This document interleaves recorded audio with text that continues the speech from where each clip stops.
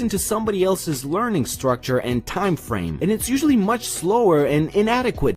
Now, Jake Paul was boasting about knocking out Deji in the first round, but Deji hung in there, man. There was a lot at stake in this fight.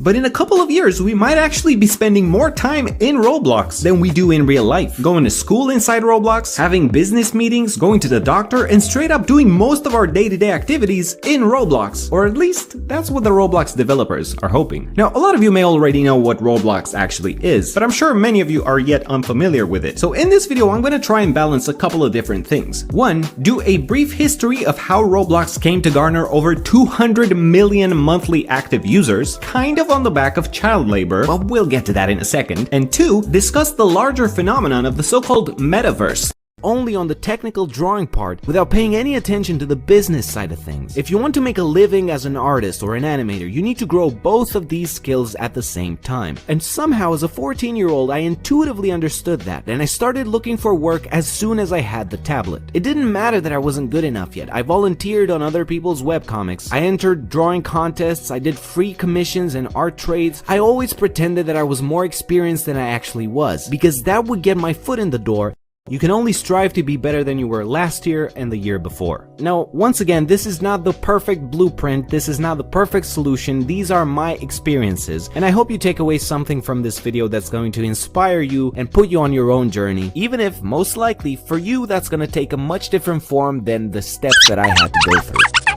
Now, when Wacom reached out to sponsor this video, it was one of those full circle moments, and while this video isn't going to be a direct response to a specific question, I would have never gone to college. It slowed me down so much, and it took away precious time that I could have put into developing the path that I was already on. And spoiler alert, I later dropped out of college anyway. This is a very common misconception, and I get this question probably every day. Did you go to animation school or art school to study art? And it annoys the living goose out of me, because you don't study art.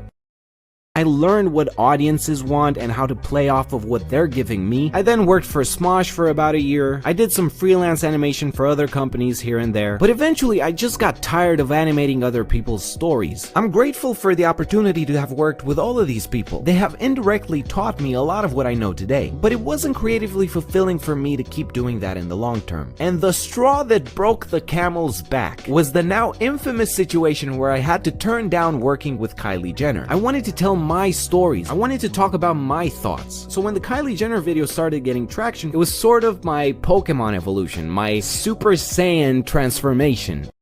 The concept for Roblox actually originated in 1997. Long before the actual launch, David Baszucki and Eric Cassell had been working for several years on this project, which was initially titled Dinoblocks. The idea behind it was to have a sort of virtual playground that you could entirely customize yourself, both visually as well as functionally. In 2004, however, they decided to change the name from Dinoblocks to Roblox to have it be more memorable. And in 2006, they launched the platform to the public for the first time. What was unique about Roblox was that it wasn't a video game per se. It was a toolkit that allowed anyone with time on their hands to create their own game, nowadays referred to as a so-called experience, limited only by their imagination. And it was a massive success. Whether people joined to build a game or to play one of the infinite amounts of games already available, Roblox continues to grow in popularity at a mind-numbing rate. Just in 2020 alone, almost 900 million accounts were created. Many of them may well be alternate accounts, but even still, over 200 million unique users. Thank you for watching, and we'll see you again